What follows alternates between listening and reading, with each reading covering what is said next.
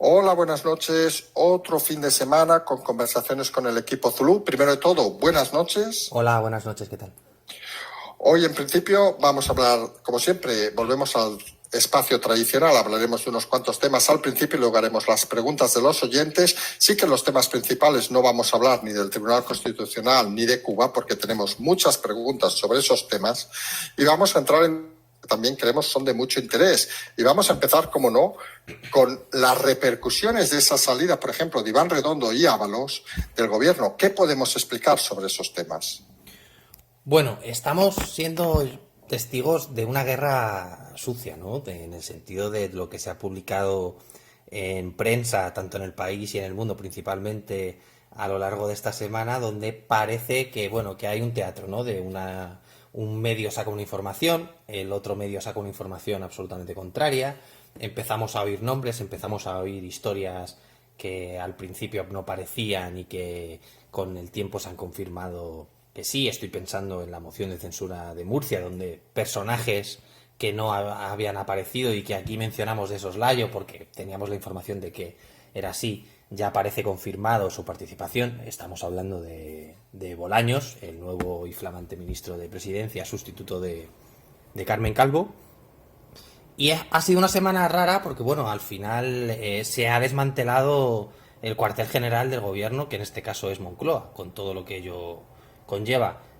Además, hemos sido testigos del cambio de carteras, donde el pobre Ábalos ha sido abandonado por la florinata del gobierno, donde no asistió absolutamente nadie, lo cual nos hace ver la relación y lo que ha supuesto para Ábalos y para el propio Partido Socialista, además del gobierno, ya que recordaremos que Ábalos era el secretario general de la organización y ha sido casi expulsado del partido de una manera un poco torticera, vamos a decirlo así. Entonces, bueno, ha sido una semana de un paréntesis, de cambios en Moncloa, y todavía parece que vamos a ver más reacciones porque hay silencios de Carmen Calvo, hay todavía silencios de Iván Redondo, que bueno, en privado dice unas cosas, pero en público otras. Y una semana muy interesante a pesar de estar en julio, la verdad. Porque vamos a intentar centralizar persona a persona. Ya sabemos que a veces hablar de personas es complicado, pero Iván Redondo, vamos a empezar por él. ¿Se considera traicionado por el presidente Sánchez? ¿Se considera que ha decidido él su salida o ha sido realmente expulsado del gobierno, como se ha explicado en alguna ocasión, de que entre la guerra Moncloa-Ferraz Sánchez decidió ventilarse a todos? Hay que tener claro una cosa, Redondo es una persona ajena a la política, en el sentido de que no pertenece al partido, que no tiene carné. Eso le hace que sea un peón que, bueno, que no tiene un peso específico a la hora de tomar según qué decisiones, puesto que no abres una guerra como puede ser con el caso de Carmen Calvo o del propio Ábalos. Hasta aquí bien. Luego, una pregunta que incluso lo hemos hablado en Petit Comité es ¿qué ha pasado con Redondo? ¿No? Si había una pregunta la semana pasada de si era el último servicio de Redondo al presidente y demás.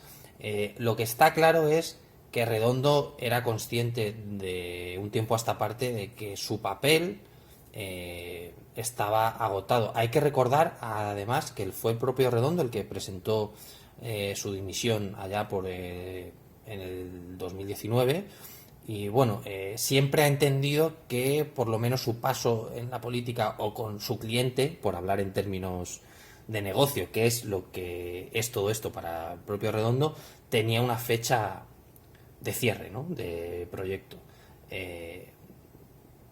Es cierto que las formas no le han gustado, es cierto que las formas las ha considerado un poco traicioneras en el sentido de que no ha hecho ninguna referencia a la decisión en la rueda de prensa que dio el sábado y demás, pero no ha sido una traición en el sentido de una puñalada como puede haber sido en el caso de Ábalos, porque fue el que le aupó a Pedro Sánchez dentro del partido. Entonces, Iván Redondo lamenta mucho que haya gente que ha perdido su puesto de trabajo, que son grandes profesionales que venían de fuera de la política y que trabajaban dentro del complejo, pero él personalmente no se siente atacado ni traicionado porque sabía que, bueno, que todo esto es parte del negocio.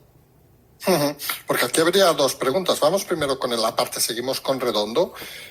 Han salido más de 100, 150 no sé si la palabra sería asesores del complejo de semillas, recordemos, dentro de la Moncloa en esta salida de Redondo, es decir, la flor y nata, vamos a decirlo, de la inteligencia, entendamos inteligencia en el sentido de gestión, de la Moncloa, y hay que sustituirlas en un espacio breve de tiempo.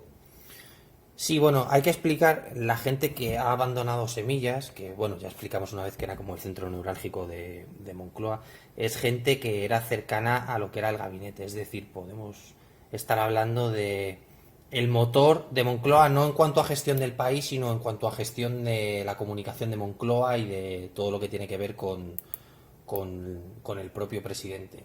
Es cierto que era gente, como digo, ajena al funcionariado, casi todos profesionales, y de repente, claro, al cortar y al terminar la relación con Iván Redondo, muchos de ellos se han visto supeditados a ser despedidos en el sentido de que se consideraban parte del equipo de Iván Redondo. Que, por ejemplo, recordarás que hubo una foto con una postal donde el propio Iván Redondo decía que había que saber parar.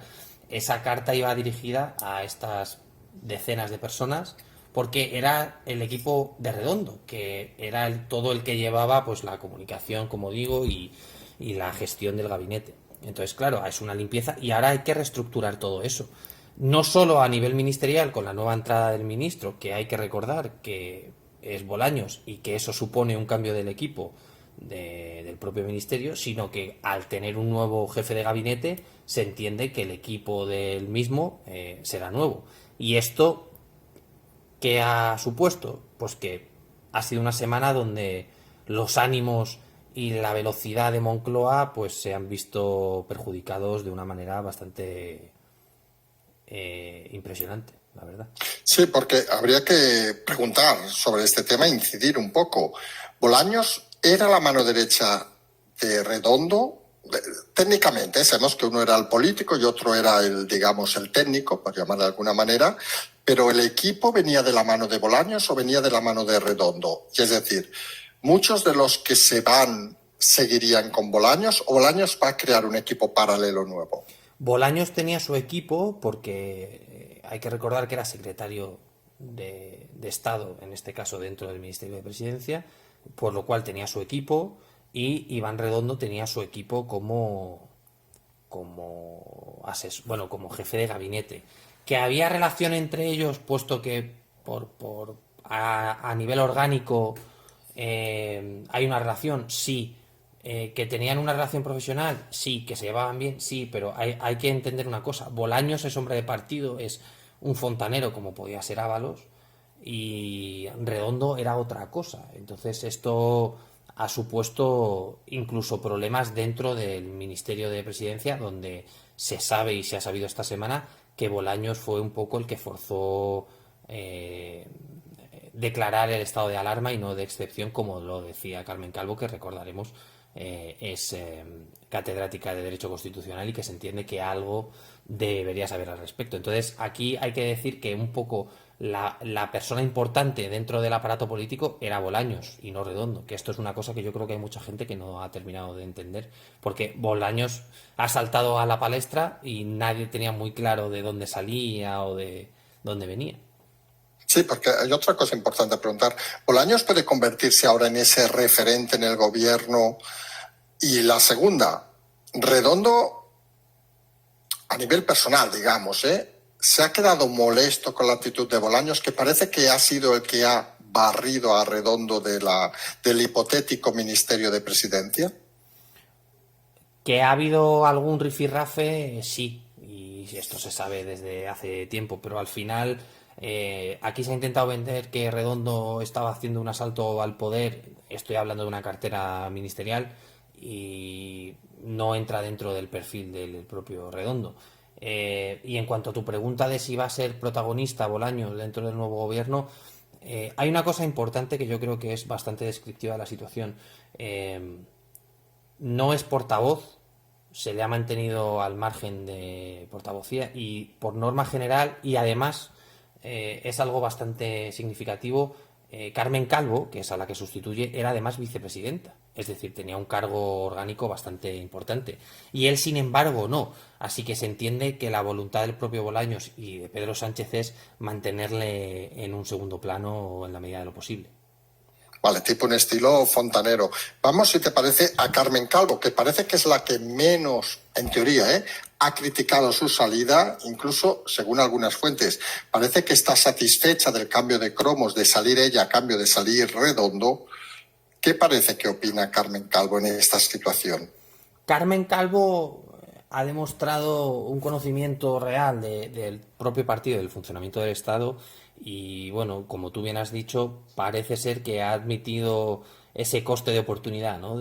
Yo salgo del gobierno, pero me llevo conmigo a Redondo. Y además, hay que decirlo, la figura de Carmen Calvo era una losa dentro de la comunicación del gobierno y ella misma era consciente de que más pronto que tarde iba a salir porque venían figuras como Calviño apretando desde abajo y además compartiendo vicepresidencia con ella. Y bueno, yo creo que ha demostrado saber estar. Vamos a dejarlo en esos términos. Vale, y Ábalos, porque claro, Ábalos parece que lo de saber estar parece que le queda un poco alejado, aunque hay que reconocer luego de que Ábalos hacía una función fundamental en el gobierno, que era servir de frontón a muchas veces al propio Sánchez, es decir, se convertía en la persona, no diremos más odiada del gobierno, pero que era un objetivo fácil, digamos, de muchos, y ahora al no estar Ábalos, vuelve la sensación esa de que el gobierno, Sánchez se queda al desnudo. Pero Ábalos vamos a decirlo con palabras claras, se ha cabreado por salir del gobierno. Sí, mira, por utilizar un ejemplo que creo que va a ser clarificador, Ábalos fue el que puso donde está, en términos del partido, a Pedro Sánchez. No vamos a entrar en la intrahistoria porque, bueno, ya por falta de tiempo y tampoco creo que haga falta. Ábalos está en silencio de radio, aunque seguramente filtra o filtrará o ha filtrado según qué informaciones, pero creo que todo el mundo estará de acuerdo de ese silencio de radio por parte de Ábalos responde no al respeto que tenga o que le haya podido quedar hacia su presidente, sino hacia su partido. Porque si algo era Ábalos, era hombre de partido. Incluso en las declaraciones que hacía, normalmente utilizaba mucho el concepto de porque en el Partido Socialista somos o porque los socialistas somos, y huía un poco de centrarse dentro del gobierno como desde este gobierno intentamos y demás. Entonces, el silencio de Ábalos responde más a ese perfil partidista de Ábalos a lo largo de su carrera que al respeto que le haya podido tener el presidente. Y hombre, estarás de acuerdo conmigo que un tipo como Ábalos, que no haya dicho esta boca es mía después de todo lo que ha pasado, se entiende que es por no levantar la liebre y por no perjudicar al partido, que no al gobierno. ¿Y Ábalos acabará hablando? Pregunta, ya sabemos que es una pregunta indiscreta y que solo sabrá el propio Ábalos, pero la sensación es que acabará hablando, acabará haciendo eso que hemos dicho desde hace unos días, de ir filtrando cosas a según qué medios para que vaya, digamos, erosionando el poder del propio Sánchez. Hay gente del PSOE que dice que Ábalos va a hablar donde tiene que hablar, que es dentro de la ejecutiva del PSOE o dentro del partido. Es decir, que va a lavar los trapos en casa. Con lo cual sería bastante lógico en teoría y bastante decente, vamos a decirlo así. Sí. Porque claro, al final, se nos queda la realidad que parece visto desde fuera, que desde dentro no sé qué vais a opinar, pero ha quedado un gobierno de medio pelo, como decíamos el otro día, ha quedado un gobierno de líderes, vamos a decir, municipales que no conoce, con todo el respeto, ni Dios, que con una líder del partido que gobierna, Yolanda Díaz, metiendo la pata día a día. Hoy ha hablado eso del matriarcado, de la patria, en vez de patria ha dicho matria. Estas situaciones casi esperpénticas. Puede ser que tengan que elevar la voz porque nadie está hablando en el gobierno y algo hay que decir. Algo hay que decir y tú lo has descrito perfectamente. El gobierno es de medio pelo, perfil bajo, llámalo como quieras.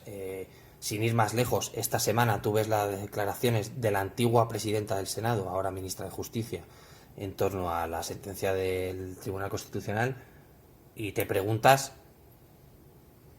muchas cosas y ninguna positiva. Es decir, que salga una ministra diciendo que acepta la decisión del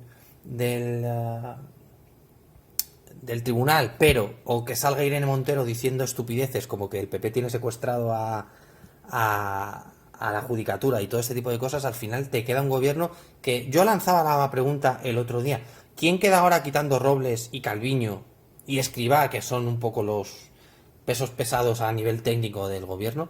¿Quién queda y Marlaska, aunque ya sabemos lo que opinamos desde el equipo Zulu, pero ¿quién queda con un perfil alto? Nadie. Entonces, claro, la pregunta que todos nos hacemos, incluido nosotros, es: ¿y ahora qué? ¿O a qué están esperando? Porque no parece haber una estrategia definida. Y además todo esto, claro, tú piensas que el cambio de gobierno se realiza en medio del verano, lo cual parece, a priori, que te da tiempo a reestructurar el gobierno, a reestructurar tu gabinete, a reestructurar presidencia de gobierno. Pero claro, ¿quién lo está haciendo? Gente que no se conocía, porque al final el ministro de Exteriores no lo conocían mucho. El nuevo jefe de gabinete de Pedro Sánchez, ¿quién demonios es? La ministra de no sé qué, ¿quién es? ¿Sabes? Entonces, eso es la prueba de que el gobierno ahora mismo no sabe qué hacer, no sabe qué está haciendo. Y claro, nos abre la duda que todo el mundo hace de: oye, ¿esto son elecciones? ¿No son elecciones? ¿Van a agotar legislatura? ¿No lo van a hacer? No sé, es una cosa un poco extraña desde fuera. Porque parece que se esté autoerosionando el propio gobierno, que se esté suicidando, digamos, con este gobierno de medio pelo. Claro, ya lo has comentado, de que parece que nadie sabe exactamente dónde se va a ir. Pero si hiciéramos una hipótesis, ¿se cree desde el equipo Zulu que va a aguantar el gobierno 2 años? Nosotros pensamos, y por lo que sabemos, que todo depende de la erosión, como tú dices, por parte de la ausencia de figuras que protegían al presidente, que al final el desgaste es quien lo tiene más. Y los ministros también, pero la figura de Sánchez está muy desgastada y el problema es que ahora no tiene ningún parapeto para esconderse. Entonces, según lo que sabemos y según lo que estamos viendo, se nos dice por activa y por pasiva, y además hay que decirlo así, que quieren agotar la legislatura. Pero claro, la realidad de lo que vemos y de lo que leemos y de lo que la gente piensa en la calle nos hace dudar de que sea posible realmente aguantar 2 años más, que es que estamos hablando de muchísimo tiempo, 30 meses. Y se antoja complicado, pero claro, no podemos hacer una hipótesis, y lo venimos diciendo muchas veces, que la gente decía que en octubre o que en noviembre, y la velocidad y la realidad es otra. Pero claro, ahora tenemos las dudas, como creo que tendrás tú y cualquier persona, de que vemos absolutamente imposible que se sustente un gobierno de una manera clara durante 30 meses. Entonces, nosotros y el propio gobierno está a verlas venir, y es lo que hay. Porque incluso aquí, el detalle que hemos comentado antes, nos ponemos en una parte, digamos, más técnica. ¿Es fácil conseguir 150 asesores de golpe que vengan a trabajar a la Moncloa, que sepan lo que deben hacer? Porque a algunos se nos convierte, digamos, en casi imposible una misión de esas. Hay 150 personas capaces de fidelidad, vamos a decirlo así, como el equipo de Redondo, que lo puede hacer mejor o peor, pero que estaba ya rodado. ¿Es fácil en un mes, en 2 meses, conseguir 150 profesionales para trabajar en la Moncloa? Primero, hay que tener en cuenta que no hay una figura con el poder en el sentido de influencia de Redondo, tú lo has dicho. Al final es gente afina, no afina a las ideas de Redondo, sino que trabajar con Redondo a nivel de currículo era una cosa muy buena. Pero ahora, Óscar López, ¿quién es este señor? Y claro, son 100 personas que pueden venir del mundo de consultoría, pueden haber dejado empresas de comunicación política importantes, y claro, la oferta que hay es la que hay. Entonces no es tan fácil reunir un equipo. Ya te digo yo que de las características del anterior, imposible. Pero claro, son mucha gente. Pero bueno, ya sabes tú que dentro del mundo de la consultoría, pues hay vendehumos maravillosos que No, sí, sí, sí. posiblemente te hagan un proyecto y te digan que lo sacan adelante con su maravilloso equipo de 25 personas que no saben hacer nada salvo picar Sí, texto y ya está. Pero claro, sí, pero incluso estamos pensando en garantizarles una continuidad. Es decir, vamos a poner ejemplo muy así, que no es el caso, obviamente, los oyentes no se escandalicen, que a nosotros nos ofrecen y dices, oiga, no sé si estaré un mes o 2 meses, porque no hay garantía de continuidad del gobierno, con lo cual dejar un trabajo estable para irse a la Moncloa, por mucho Moncloa que sea, parece que tampoco suena apetecible como, ojo, sí que podía sonar cuando llegó Redondo, que sabes que había una garantía mínima de continuidad. ahí voy, claro, a ti te llega Redondo, recién ganadas las segundas elecciones, que dices, bueno, tengo 4 años, la mitad del equipo estaba hecho previas elecciones, es gente que se conoce, dices, bueno, yo dejo esto o me pido la excedencia los funcionarios que hubiese dentro del equipo, que alguno había, y bueno, son 4 años, 2 años, pero oye, hay un bagaje que por lo menos el día de mañana puedo volver a mi empresa o puedo ir a la competencia y demás. Pero claro, ahora, ¿qué ofreces? Porque el sueldo que puedes ofrecer es el que es por ley, que es un sueldo alto. Pero claro, en cuanto al tiempo, dices, bueno, oye, mira, te voy a ofrecer un puesto en semillas de 60.000 euros al año, pero no te puedo decir si va a ser un mes o 3 o 2 años. Entonces, eso hace que todo el proceso, que ya de por sí es difícil, lo sea mucho más. Ujú. No, no, está claro, es decir, que ir ahora a trabajar a semillas no parece lo mismo que ir cuando estaba Redondo. No. Y algunos creemos que ahora es un momento complicado, porque aparte has dicho una cosa que creemos que es clave. Óscar López, con todo el respeto y todo el cariño del mundo, no es Iván Redondo tampoco. No. Yo lo único que puedo decir, si a alguien que le ofrezcan una oferta de semillas, que apriete, que es el momento. Porque claro, ahora te van a vender el oro y el moro, pero no se sabe con qué seguridad. Sí, Y sí, que a lo mejor en octubre estás fuera. efectivamente, y ya fuera de broma, yo con el debido respeto al señor López, bueno, pues le conocían en el PSOE de Madrid y hasta ahí podemos leer. Vale, o sea que vienen tiempos complicados. Tiempos complicados, por cierto, como vamos a hablar de 2 temas más antes de las preguntas. El primero, el Congreso del PP en Galicia, donde ha aparecido Ayuso de la mano de Feijóo, y esos, vamos a llamar rumores, porque aquí a veces la palabra rumores nos gusta utilizarla para definir otras cosas, que serían que Ayuso no tiene claro si dar un pequeño salto adelante, pero Miguel Ángel Rodríguez, digamos, la persona que está detrás, sí que parece que le incita a dar ese paso adelante. Sí, no se entiende a Isabel Díaz Ayuso, y además esto la gente tiene que saberlo, sin la figura de Miguel Ángel Rodríguez. Miguel Ángel Rodríguez, que tú bien sabes que es ajeno a la política, es experto en comunicación, pero no... Sí que sería, perdón, como Iván Redondo, Sí, bueno, ajenos a la política, sacando efectivamente, distancias, ¿eh? efectivamente. Y bueno, él considera que Ayuso tiene potencial suficiente para convertirse, y lo digo así de claro, porque así lo verbaliza Miguel Ángel Rodríguez, en convertirse en la primera presidenta de España. Pero claro, cualquier persona que haya seguido todo el tema de las elecciones y haya escuchado a la propia Ayuso, ella repite continuamente que ella se debe a Madrid. Pero claro, tú has comentado que ha aparecido con Feijóo cuando Feijóo ha conseguido la reelección de secretario, bueno, de presidente del PP gallego con un 92, creo que ha sido, por No, cierto. 98, 98. Bueno, A lo mejor. rumano, A los vamos. humanos, sí. Un Sí. 98% de votos a favor, y volvemos a hablar y nos volvemos a encontrar con esa línea del PP que parece querer ir por otros derroteros. Sé que va a haber gente que va a decir, pero es que Feijóo tiene giros nacionalistas galegos porque quiere... Bueno, ya sabes, toda esta conversación que siempre se deriva Sí, cuando correcto. hablamos de Feijóo.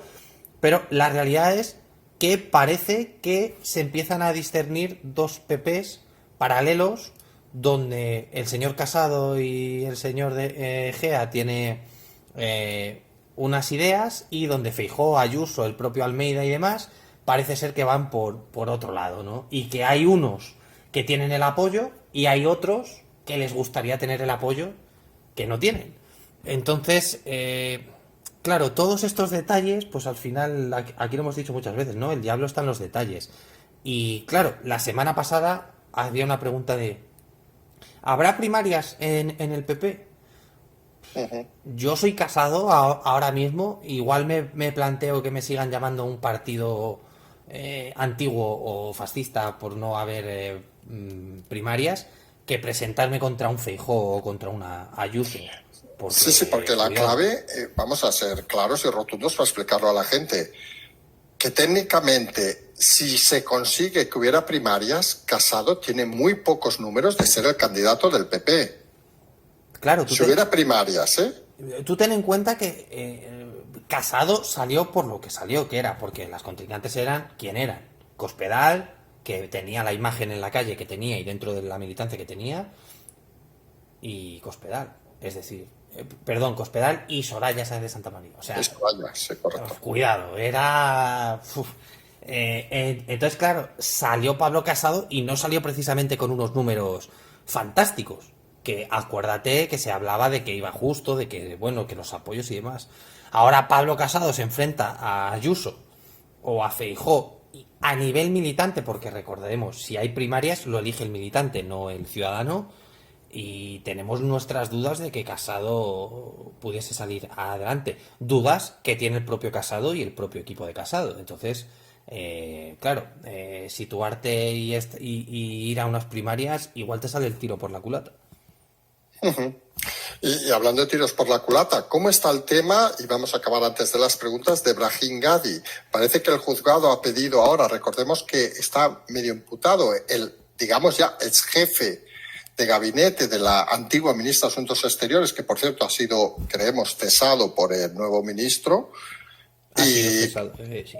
ha sido cesado, correcto, con lo cual, en principio, va a ser, bueno, ya está imputado por el tema de la entrada supuestamente ilegal, sin pasaporte, sin controles del líder del Frente Polisario en el hospital de Logroño, a partir del aeropuerto de Zaragoza.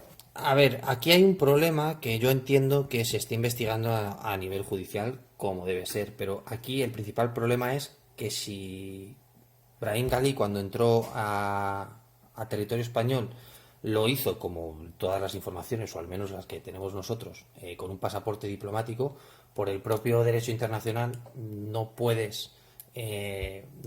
afectar a Ghali. Otra cosa es que en el proceso alguien del Ministerio de Exteriores o del Ministerio de Defensa, en este caso alguien relativo al ejército del aire, cometiese alguna irregularidad y pueda ser juzgado. Pero claro, es un tema bastante complicado y además volvemos a insistir con repercusión en la política exterior, con dos países que son importantes para España. Entonces, claro, el juez yo creo que tiene un problema entre manos bastante serio y habrá que limitar o habrá que delimitar de forma correcta por parte del tribunal cuál ha sido el comportamiento ilícito en caso de haberlo habido y ojo el ridículo que podría hacer la Haya o el propio gobierno cuando se acabe imputando a un jefe de gabinete o a un miembro de las Fuerzas Armadas por dejar entrar a un tipo cuyo estatus le impide ser perseguido judicialmente. Mientras, además, es perseguido por la Audiencia Nacional por crímenes de lesa humanidad. Entonces, claro, aquí hay una cosa un poco extraña. Un tipo que está investigado por la Audiencia Nacional entra con pasaporte diplomático que hace que no le puedas tocar. Uf, es un tema muy, muy delicado. Es un tema, sin lugar a dudas, complicado. Si te parece, vamos ya con las preguntas de los oyentes. Empezaremos con el Tribunal Constitucional y un poco los cambios de gobierno. Luego nos iremos a Cuba, que seguimos diciendo que es un tema muy importante. Y luego iremos a una miscelánea un poco de como hacemos cada semana. Te empiezo la primera pregunta que nos dicen es, ¿seguís pensando que la democracia en España saldrá reforzada después de toda esta situación?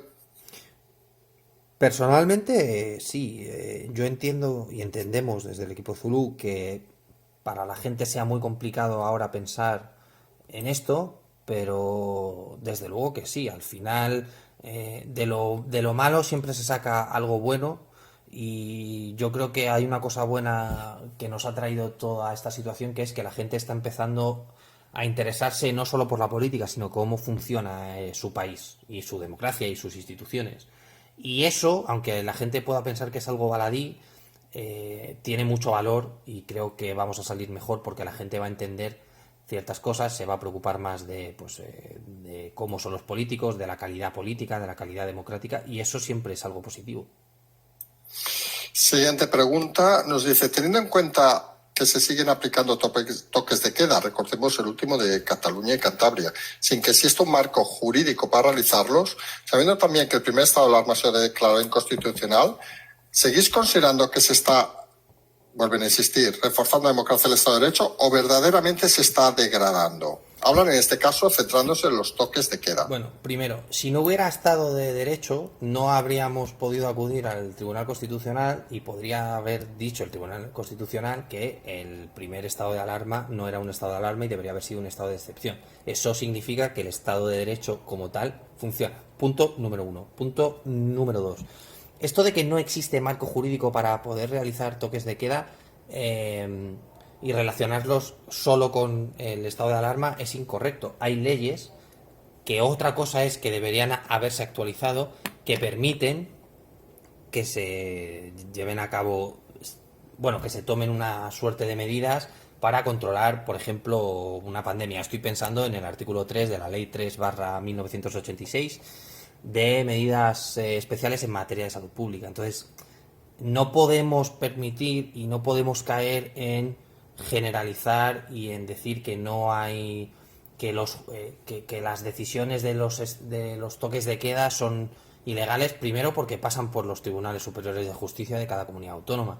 Una cosa es que no nos guste y que suprimir o limitar la libertad de ambulatoria es un problema, obvio, pero de ahí a decir que es ilegal todo cuando pasa por un juzgado es un error. Y además, insisto, estamos en un Estado de Derecho y por eso precisamente ha habido medidas por parte de gobiernos que se han visto tumbadas y tiradas por la judicatura. Entonces, obviamente eso significa que hay un Estado de Derecho y que se está reforzando porque son los jueces los que están diciendo lo que se puede hacer y lo que no se puede hacer. Entonces, desde luego, insisto, vamos a salir reforzados. Uh-huh.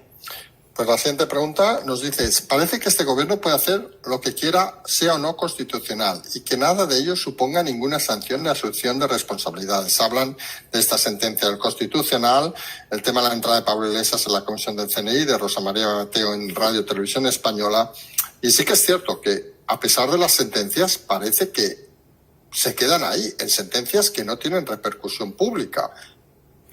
Mira, esto es una muy buena pregunta porque la podemos entroncar con la anterior. Aquí se habla de reforzar la democracia y de que el gobierno puede o no hacer lo que quiera.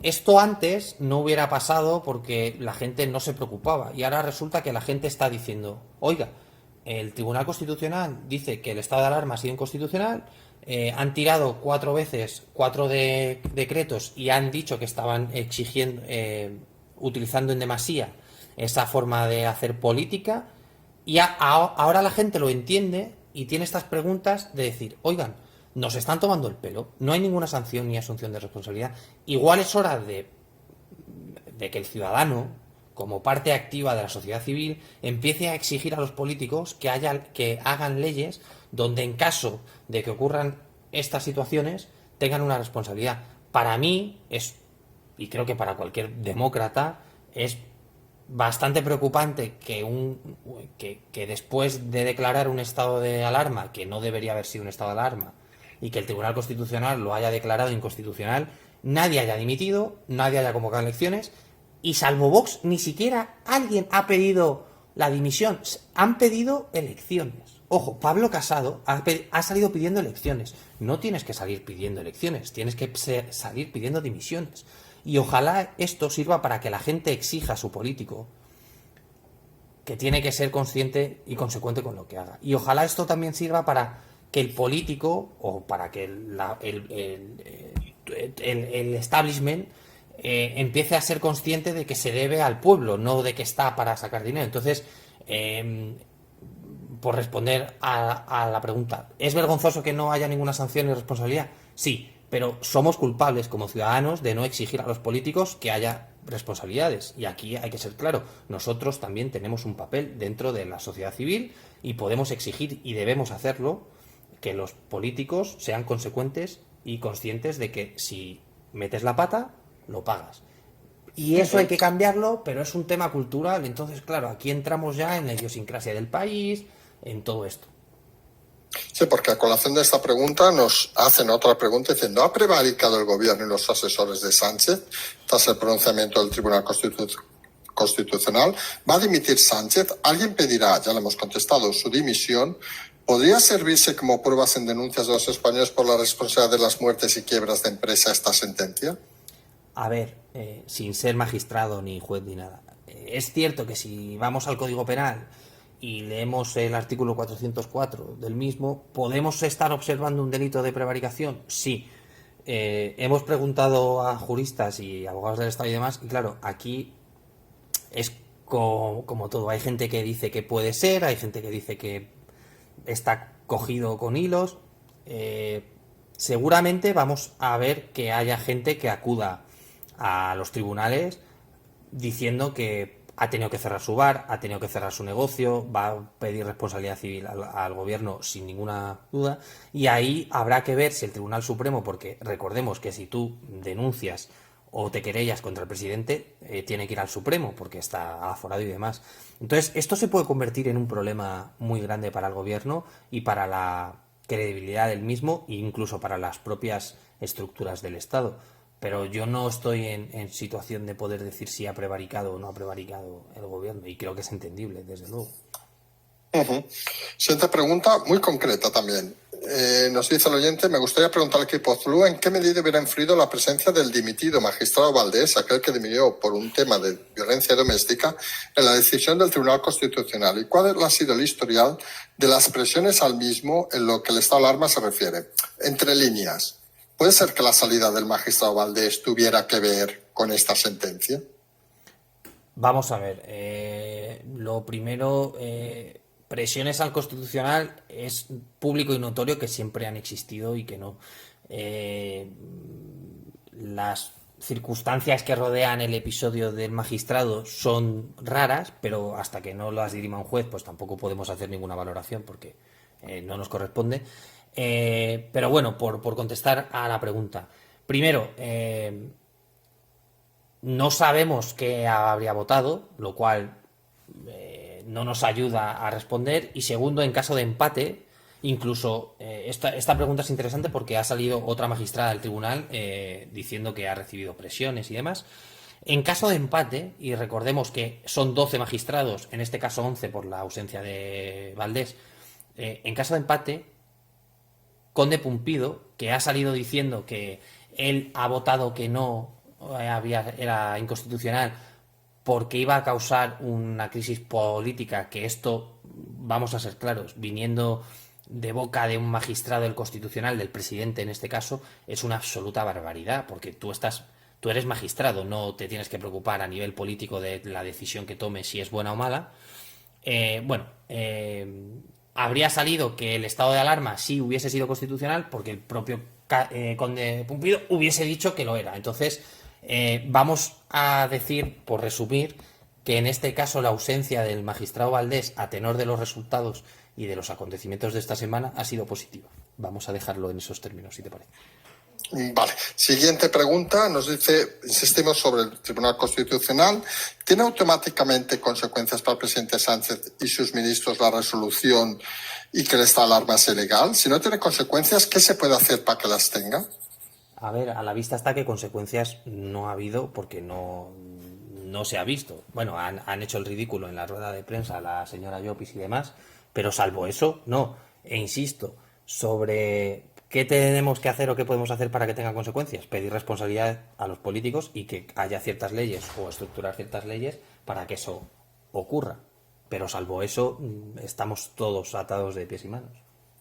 Siguiente pregunta, que nos sorprende la pregunta, pero la hacemos. Algunos medios han publicado que la sentencia sobre estado de alarma anula las multas, hasta aquí de acuerdo, y las condenas a cárcel, pone el oyente, liberando a miles de presos. ¿Es eso cierto? ¿Cuántos presos había por incumplir el estado de alarma? ¿No les parece una salvajada que se encarcele a ciudadanos con algo que ha salido ilegal? Bueno, aquí nos encontramos con estas preguntas que son un poquito delicadas a la hora de responder, porque bueno... extrañas, vamos a dejarlo ahí. Sí, primero,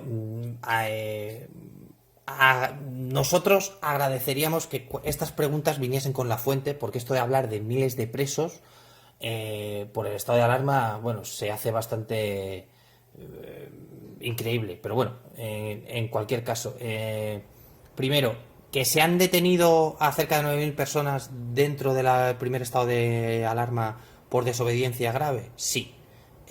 La desobediencia grave, para que la gente lo entienda, se tipifica en el 556.1 y las penas son de 3 meses a 1 año de cárcel o de 6 meses a 18 meses de multa. Lo cual, salvo que alguien que haya sido detenido tuviese algún tipo de antecedente, no ha ingresado en prisión, además de que la justicia española desgraciadamente no funciona tan rápido como para en un año haberse dirimido estas cuestiones. Entonces, no se han liberado a miles de presos. Aparte de eso, no hay datos todavía porque el informe del Poder Judicial del año 2020 no se ha emitido, entonces nos tenemos que referir a informaciones del Ministerio del Interior y ya está. Y obviamente me parece una salvajada y nos parece una salvajada que se encarcelen a ciudadanos de forma ilegal, por supuesto, pero voy a poner un ejemplo. Tú imagínate que a mí me detienen el 27 de marzo por desobediencia grave, tengo algún tipo de antecedente por lo que no entra en la cárcel, la suma son más de 2 años, me veo en prisión y resulta que un juez, bueno, el Tribunal Constitucional dice que el estado de alarma no fue tal y resulta que yo me vería fuera de la cárcel y podría pedir una indemnización porque a mí se me ha metido en la cárcel por una forma injusta. Que casualmente esto significa que el Estado de Derecho funciona, entonces tampoco habría problema. Pero esto de hablar de miles de presos, bueno, pues es una realidad paralela. Y hay que ser así de crítico y de contundente. Correcto. Siguiente pregunta, ¿cree que el gobierno tratará de compensar esa pérdida de dinero subiendo impuestos todavía más? ¿Hay alguna línea de pensamiento en el gobierno que apunte a eso? Una curiosidad, esto de que hablen de que hay líneas de pensamiento en el gobierno, a algunos nos parece irónico. Sí, bueno, pero yo no lo he dicho, ¿eh? Cuidado. No, bueno, vale, de acuerdo. En cuanto a lo de la pérdida de dinero, aquí la gente todavía tiene en su cabeza la idea de que a ti la policía te multa y la multa te llegaba a casa. Y ha sido la propia delegación de gobierno de cada una de las autonomías la que ha estado diciendo que del 1.100.000, por ejemplo, de multas que se pusieron en el primer estado de alarma, se habían cursado la mitad, y hay mucha gente que ni siquiera las había pagado porque estaban esperando a que los famosos 10 días aquellos que mencionábamos hará 9 meses de que Vox había pedido el recurso de inconstitucionalidad y que el tribunal tenía 10 días para responder, que ha sido casi un año. Pero bueno, entonces esa pérdida de dinero tampoco ha sido tal porque estamos hablando de cifras que se desconocen absolutamente. Entonces me parecería un suicidio, otro más, que el gobierno se pusiese a aumentar impuestos por recaudar lo que se ha perdido supuestamente por las multas no pagadas. Vamos a juntar dos preguntas ahora. La primera nos dice, en cualquier país de nuestro entorno, una sentencia como el Constitucional habría provocado la dimisión en bloque del gobierno y la convocatoria de elecciones inmediatas. Nos pregunta el oyente, ¿qué pasa en este país que no somos tan distintos y no dimite nadie? La juntamos con la siguiente, que dice más o menos lo mismo. Me resulta sorprendente la implantación de cierta cultura de impunidad que tenemos en el gobierno, comunidades, instituciones, pero me resulta más preocupante, dice el oyente, ver que nadie reclama, denuncia, sigue y persigue que éstas se cumplan como ordenan las leyes y su procedimiento sancionador. Y vuelve a insistir este nuevo oyente en la misma pregunta. ¿Qué está pasando? Pues mira, si me permites, le voy a devolver la pregunta al oyente y a los oyentes. Él dice que no se persiguen.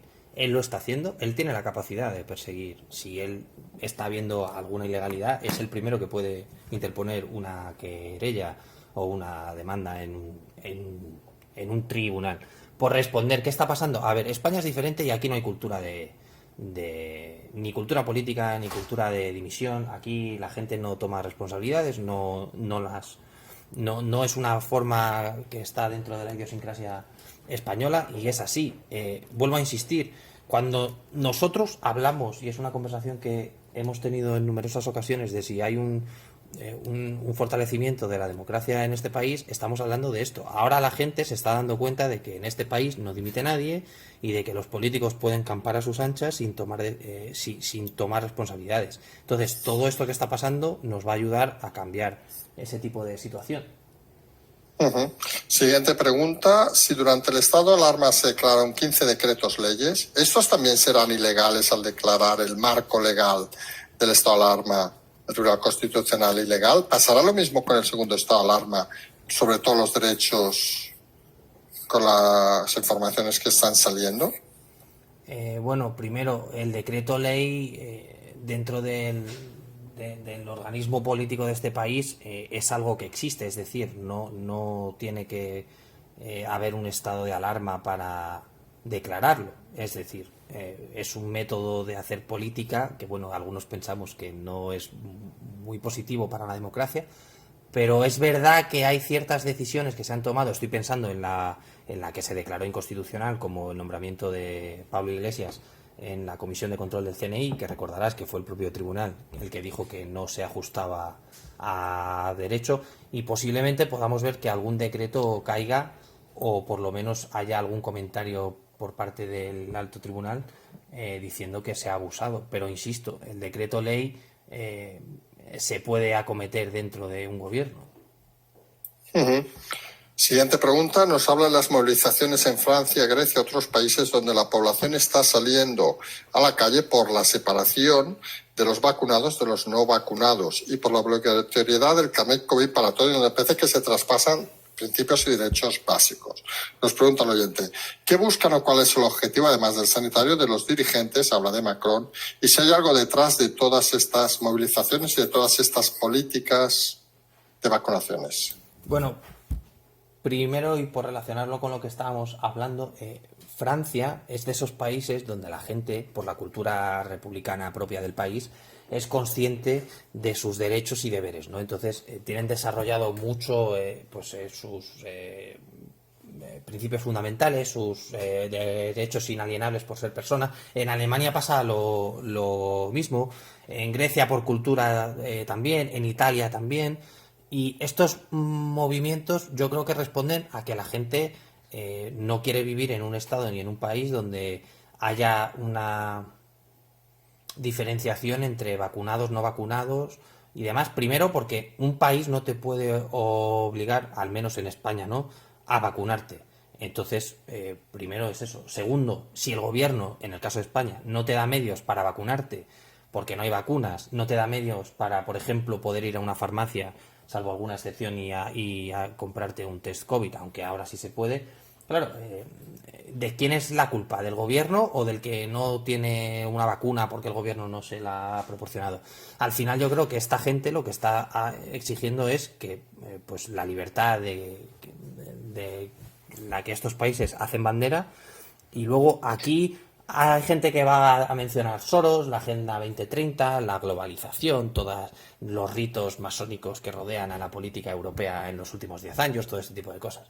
Al final yo creo que cada país está haciendo política como buenamente puede y se están acometiendo pues atropellos a la democracia, como que para entrar en un bar tengas que tener una vacuna o una cartilla o presentar un resultado negativo para tomarte una cerveza. O sea, ni tanto ni tan calvo. Yo creo que estamos exagerando. Pues vamos a la última pregunta sobre el Tribunal Constitucional, que nos dice, ¿cree que la sentencia puede ser un buen pretexto para la moción de censura? ¿Cree que algún partido de los que hoy integran la coalición de gobierno estaría dispuesto a secundar, solo está Podemos, una moción de censura contra Sánchez? ¿Cree de plantearse esta moción saldría adelante? Bueno, la respondimos la semana pasada. Está claro que actor principal tendría que ser el Partido Popular, por la propia forma de declarar la moción de censura, que son, repetimos, 35 escaños y no se puede volver a repetir los que la solicitaron. En este caso, 35 escaños de Vox estarían fuera de la ecuación, por lo que necesitarían a gente del PP, y para sacar los números pues tendrían que contar con independentistas, con con el PNV y demás. Entonces se antoja muy difícil que se pueda cometer una moción de censura. Entramos, si te parece, en el segundo tema del programa, que es el tema de preguntas, obviamente, el tema de Cuba. y vamos con 4 preguntas muy concretas. La primera es muy clara. Nadie en el PSOE se atreve a decir que Cuba hay una dictadura. ¿Actúan así por el pacto de gobierno por Podemos o porque el régimen cubano los tiene pillados por algún motivo? A ver, el régimen cubano no tiene a España acogido por ningún sitio, esto es así, salvo por nivel económico. Que obviamente en el gobierno te tienes que callar y morder la lengua porque tienes a la tropa de comunistas, que tenemos una ministra de Trabajo que aplaude y honra las acciones del comandante Castro, que bueno, en fin, sin comentarios. Pero claro, aquí a la gente se le olvida una cosa. En Cuba tenemos intereses a nivel país. Estos son datos del ICEX que los hemos sacado a lo largo del día de hoy. En el 2019, que es el último año del que hay datos de una actividad normal, España es el tercer proveedor de Cuba por detrás de Venezuela y de China. Y estamos hablando de un negocio de casi 1.000 millones de euros. Y si contamos con la presencia de empresas como Meliá y demás, que tienen muchísimas inversiones, está claro que tú ahora mismo, en la situación que hay en Cuba, no podrías... no Ojo, un gobierno serio diría que Cuba es una dictadura y se acabó. Pero claro, aquí pues algún iluminado habrá dicho, bueno, es que si decimos que Cuba no es una dictadura, los de Podemos se van a enfadar y nos van a decir. Yo creo que es un error por parte de España no decir que Cuba es lo que es una dictadura comunista. Además, es una dictadura comunista tal cual. Los que conocemos Cuba sabemos lo que hay allí. Ya pueden decir los de Podemos o los ministros que es un país fantástico y que no hay pobreza y demás, que es mentira. Y bueno, yo creo que esto es un poco el ejemplo de la indigencia moral del gobierno para según qué temas. Siguiente pregunta sobre Cuba. ¿Puede, lo que pasa en Cuba repercutir de forma directa o indirecta en el gobierno actual? De ser así, ¿en qué manera? Podría tensionar la relación existente entre miembros de Unidas Podemos. Estoy pensando en Irene Montero o en Yolanda, ¿eh? Y poco más. Al final aquí Podemos se sabe que es comunista, Cuba es un ejemplo de comunismo, pues se podría tensionar la situación, pero más allá de eso no parece que pueda pasar nada. Nos insisten en Cuba. ¿Cómo se explica que la Unión Europea tenga como alto representante a Josep Borrell? Nos hace algunos calificativos sobre él, pero nos quedamos un poco en que indican que con su animadversión hacia Estados Unidos y su comprensión y complacencia a regímenes como el de Cuba o venezolano. ¿Se puede dejar en manos de alguien así el peso exterior de la política europea sin olvidar, nos indica el ridículo, fuente del oyente, con el gobierno ruso? Aquí voy a ser muy honesto. Lo de Borrell, entenderlo no lo entiende absolutamente nadie. Y en Bruselas mucho menos. Y nos guste o no, esto es un éxito que algunos todavía nos seguimos preguntando cómo ha podido conseguir Pedro Sánchez, porque además era una apuesta personalísima y en las negociaciones de los comisarios de la Unión consiguió colarle a un tipo que, bueno, yo creo que representa fatal a la Unión Europea. Pero bueno, la Unión Europea, hay que destacar una cosa. Lo único que hace en temas internacionales es mostrar su profunda preocupación y gasta su tiempo y su poder en perseguir a países de la Unión como Hungría o Polonia, que decir que Cuba es una dictadura. Yo personalmente no entiendo cómo el Parlamento europeo no ha querido votar si Borrell, después de las declaraciones, bueno, las no declaraciones en torno a Cuba y después del episodio aquel de Rusia, que siga siendo comisario de la política exterior. Es una anomalía dentro de la Unión Europea como tantas otras. Sí, curiosamente esto que comentas de Hungría y Polonia, el otro día el ministro, creo que era de Asuntos Exteriores, te hablo de memoria, de Polonia o de Justicia, decía que no entendía la queja sobre el tema del algo parecido al Consejo General de Poder Judicial en Polonia, dice, cuando en España decía era igual y nadie se quejaba. Sí, al final esto se entiende un poco por lo siguiente. Cuando la Unión Europea decide expandirse hacia el este en el Tratado de Niza en el 2001, digamos que se meten en el paquete a todos los países de la antigua ex Unión Soviética, y Alemania cree en su cabeza que va a tomar el testigo de Francia como líder de la Unión Europea y bueno, pues se introduce a países como Bulgaria, Rumanía, todo esto. ¿Y qué pasa?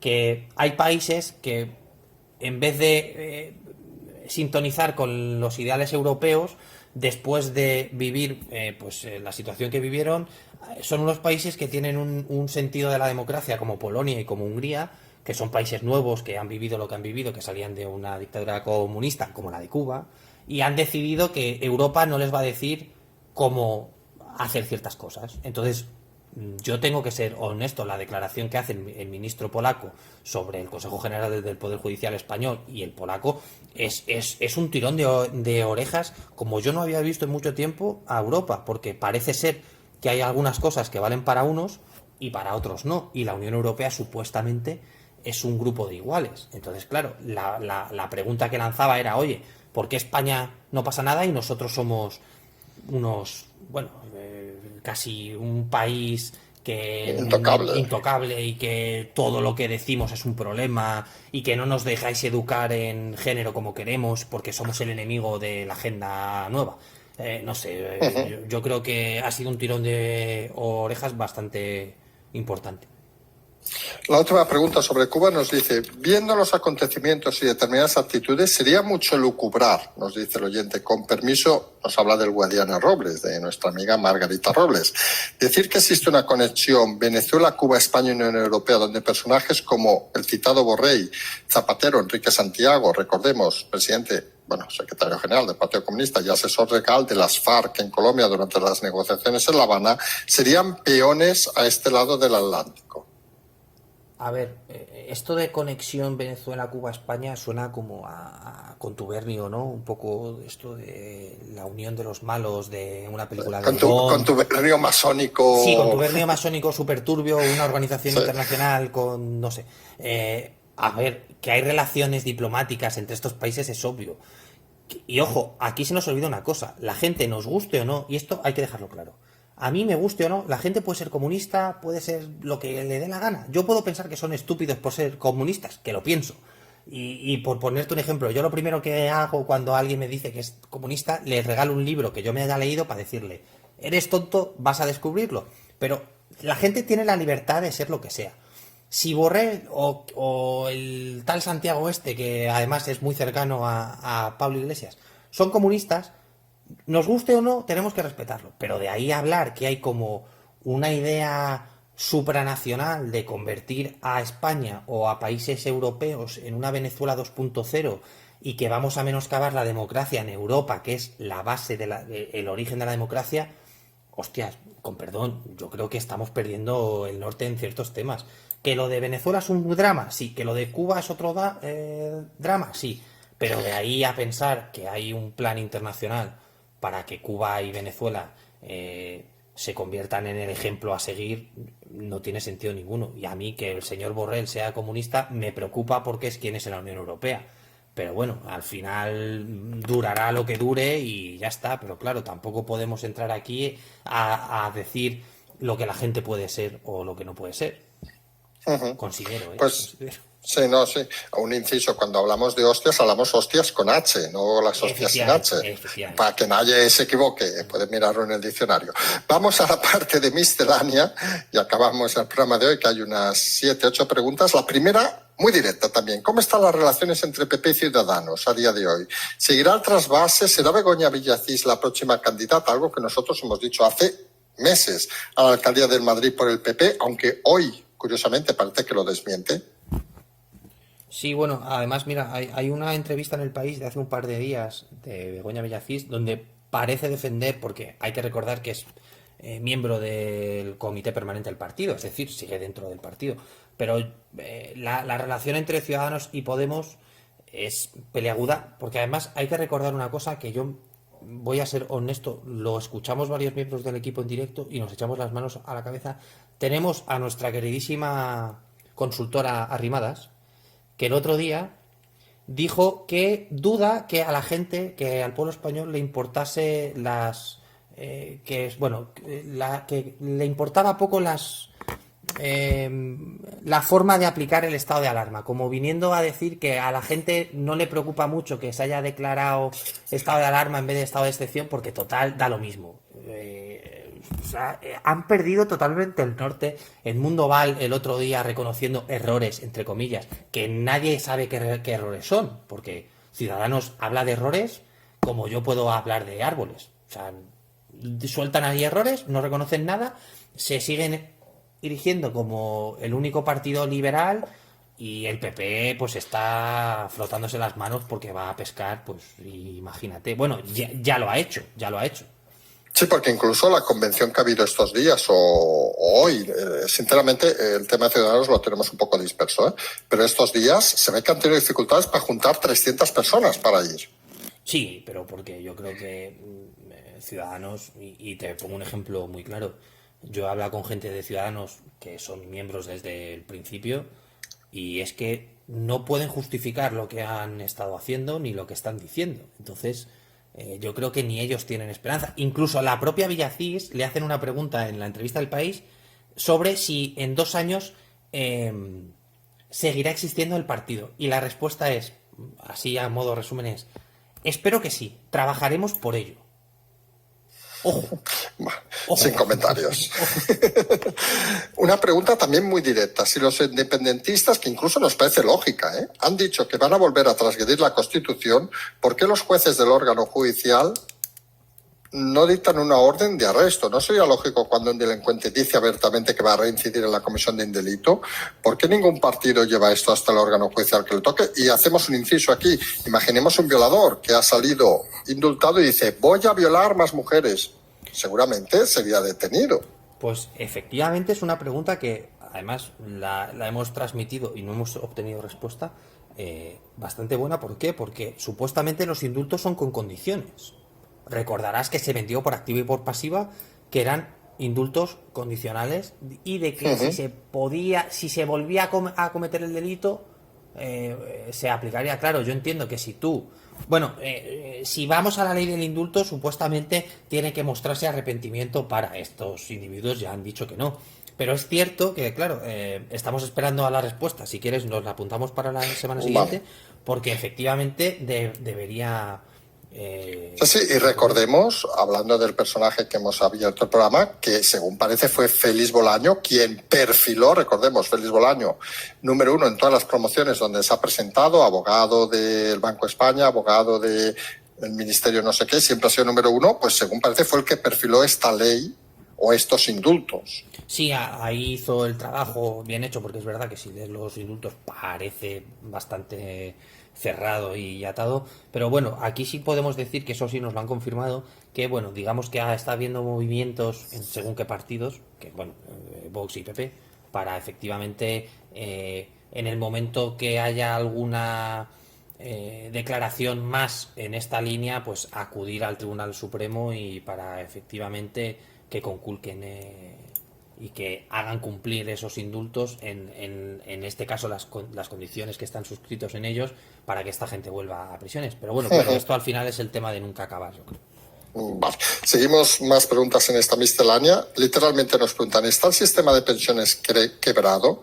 ¿Cree cierta la afirmación que es una estafa piramidal? ¿Qué pasará con los que ahora son jóvenes? Bueno, sigue una retahíla de preguntas, pero el resumen son estas 3 preguntas rápidas. Lo de estafa piramidal o estafa de Ponzi, a ver, cualquier persona que tenga las mínimas nociones de economía estará de acuerdo que hay cosas que se parecen, pero hombre, supuestamente no es ningún tipo de estafa. El problema es que, claro, siguiendo un poco la figura de la pirámide, España tiene una pirámide poblacional donde la población está muy envejecida y la base, que sería en este caso la gente que trabaja en edad activa, y además tú de esto lo podrías explicar mucho mejor que yo, es muy, muy pequeña y muy escasa. Entonces, al final, claro, el sistema de pensiones no puede subsistir por algo tan básico como por algo tan básico como que no hay gente suficiente como para pagar. Vale, nos vamos a la siguiente pregunta.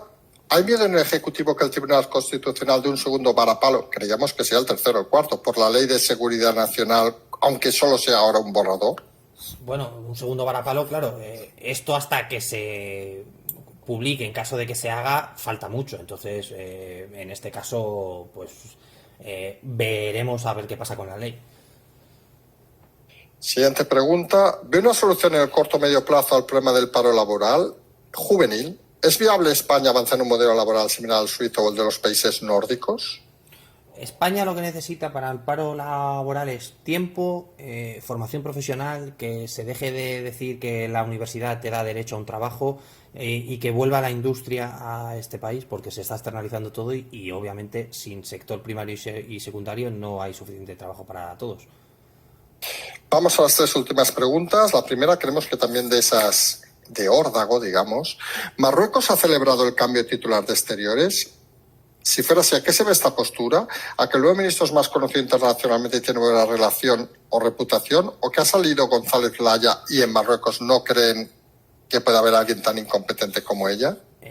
A ver, Marruecos es un país serio y cuanto mejor sea el ministro de Exteriores al que te tienes que referir a través de tu embajador, en este caso embajadora, mejor.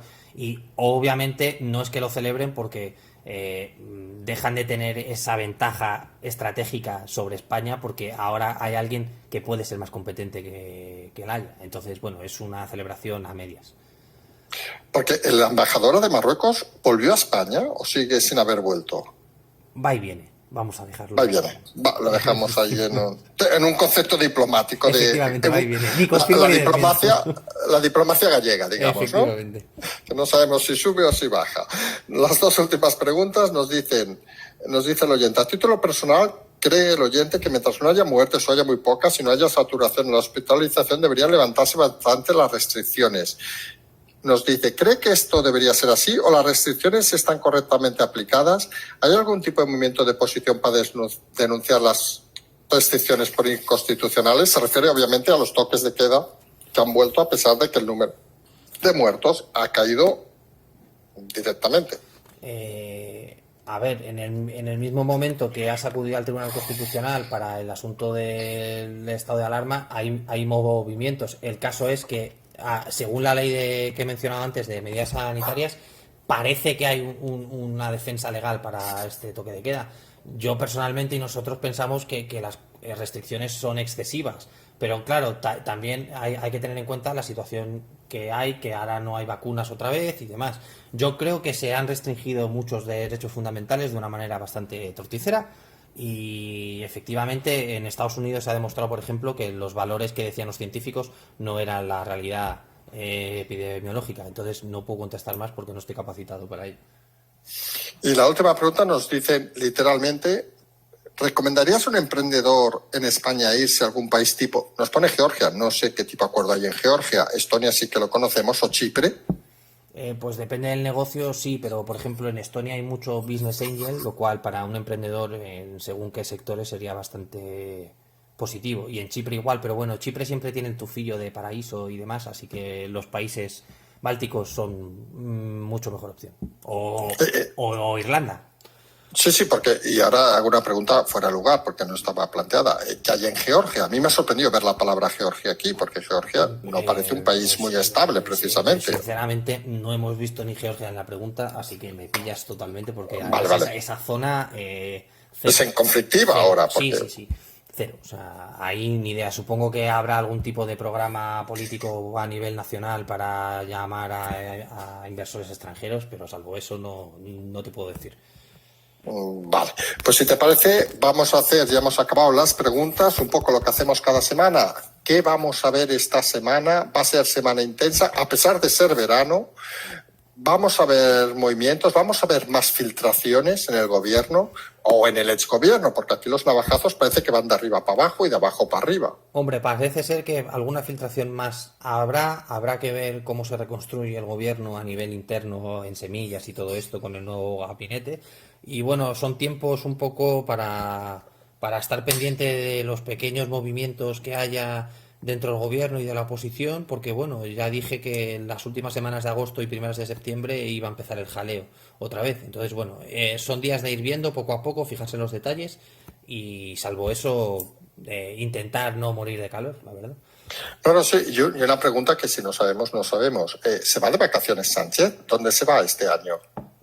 se va, en principio... ¿A Doñana o a En Lanzarote? principio a Doñana, pero todavía no parece ser que están cerrados porque ya te digo que normalmente es a La Mareta en Lanzarote y luego a Doñana, pero después del chaparrón del año pasado pues se intuye que solo irán a Doñana. Ujú. Vale, pues como siempre, primero de todo, agradecer nuevamente este sábado nocturno la ayuda del equipo Zulú. Gracias. Un placer como siempre. Nosotros, como siempre, nos vamos a emplazar a mañana al segundo café. Esperemos que haya disfrutado con las explicaciones hoy del equipo Zulú, al cual nos emplazaremos la semana que viene. Y como siempre decimos, pues seguimos.